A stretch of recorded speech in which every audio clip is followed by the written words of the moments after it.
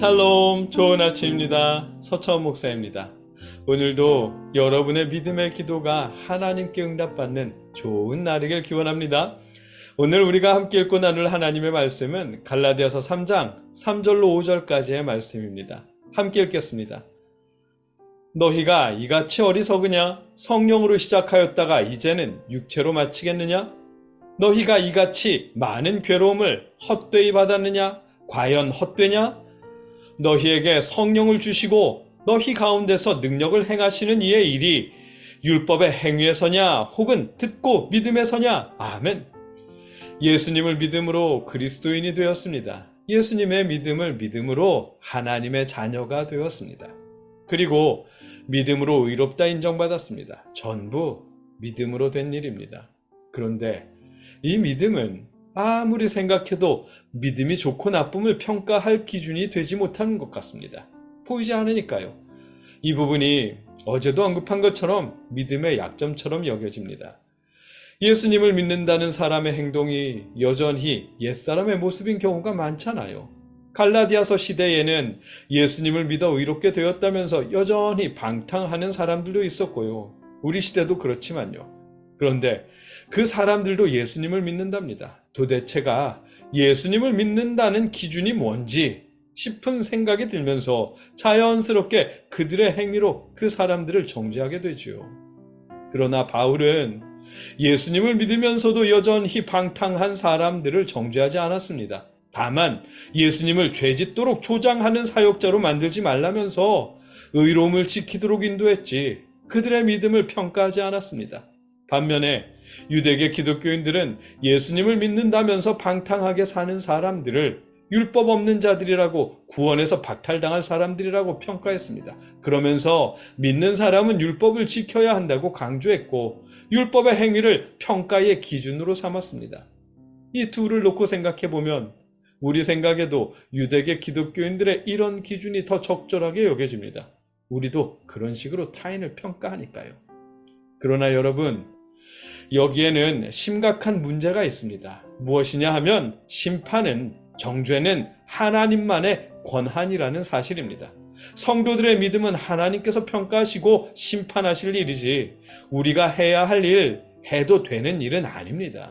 이것이 바울이 율법은 의로움과 무관하다고 계속해서 주장하는 이유 중 하나입니다. 믿는 사람을 의롭다 인정하신 분은 하나님이십니다. 믿는 사람을 구원하기 위해 예수님을 보내신 분도 하나님이시고 예수를 주로 고백할 수 있도록 성령님을 주신 분도 하나님이십니다. 여기에 율법의 역할은 조금도 없었습니다. 율법을 손에 쥔 사람들의 역할도 없었고요. 그럼에도 유대계 기독교인들은 여전히 율법을 손에 쥐고는 하나님께서 의롭다 인정하신 그리스도인들을 불의하다고 정죄합니다. 그런 식으로 하나님의 주권을 넘어섭니다. 그런 그들에게 갈라디아 교인들이 호응했고 따랐습니다. 우리 시대의 많은 신앙인들도 그러하고요.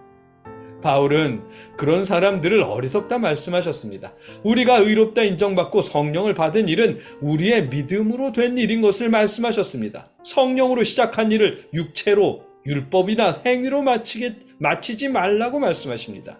본문 3절입니다. 너희가 이같이 어리석으냐? 성령으로 시작하였다가 이제는 육체로 마치겠느냐? 아멘. 믿음으로 의롭게 되었고 성령의 도우심으로 예수를 주라 고백할 수 있었습니다. 이러한 시작은 명백하게 믿음으로 시작된 일입니다. 여기에 율법의 역할은 조금도 없었습니다. 그런데 왜 믿음 생활이 길어질수록 율법이나 행위에 집중하게 되는 것일까요? 어리석은 일입니다. 간접적으로든 직접적으로든 성령의 놀라운 능력을 경험한 것도 믿음 때문이었습니다. 예수님이 손을 얹어 병을 고치신 것도 예수님의 믿음 때문이지 예수님이 율법을 지켰기 때문이 아니었습니다. 이방인이던 갈라디아 교인들이 그런 체험을 한 것도 믿음으로 경험한 일이지 율법을 지켰기 때문이 아니었습니다. 바울은 그 사실을 이렇게 말씀하십니다. 너희가 이같이 많은 괴로움을 헛되이 받았느냐? 과연 헛되냐? 아멘. 예수를 믿어서 경험하게 된 많은 일들이 그것이 박해든 성령 체험이든 놀라운 기적이든 믿음으로 경험한 그 모든 일들이 다 헛된 일이었느냐고 물어보십니다. 그럴 수 없지요. 그러나 율법을 강조하는 순간, 율법을 따르는 순간 믿음으로 경험한 그 모든 일들이 헛된 일이 된다는 것입니다. 이어지는 5절 말씀에서도 같은 것을 말씀하십니다. 너희에게 성령을 주시고 너희 가운데서 능력을 행하시는 이의 일이 율법의 행위에서냐 혹은 듣고 믿음에서냐. 아멘. 성도들이 성령을 받고 하나님의 역사하심을 경험하게 되는 것은 율법을 지켰기 때문이 아니라 예수님을 믿었기 때문이라는 것입니다. 오, 그러네요. 하나님이 성령을 주시고 기적을 베푸신 것은 그리스도인이 율법을 지켰기 때문이 아니었네요. 하나님을 믿었기 때문이었어요. 하나님이 이 땅에 보내주신 예수님을 우리가 믿었기 때문에 하나님은 성령을 주셨고 기적을 행하셨던 거였어요. 율법을 지켰기 때문이 아니었고 믿었기 때문이었습니다. 여러분, 여기서 뭔가 깨달아지지 않으세요? 율법을 지키거나 행위를 통해 거룩해지려는 사람의 노력은 그 사람이 거룩한 모습을 갖도록 도울 수는 있겠지만, 그러나 하나님의 능력을 경험하지는 못한다는 사실을 깨닫게 되지 않으세요? 율법을 지키는 것으로는 하나님의 능력을 경험할 수가 없는 일입니다. 그러니 성령으로 시작해서 육체로 마치지 말라는 것이고, 믿음으로 시작해서 율법으로 마치지 말라는 것입니다. 그렇습니다. 믿음으로 시작해서 행위로 마칠 수는 없는 것입니다. 우리의 기도도 마찬가지입니다. 우리가 기도를 했기 때문에 하나님이 응답하신 것이 아닙니다. 믿음으로 기도했기 때문에 하나님이 응답하시는 것입니다. 기도라는 행위 때문이 아니라 그 기도 안에 들어있는 우리의 간절한 믿음 때문에 하나님께서 응답하시고 기적을 베푸시는 것입니다.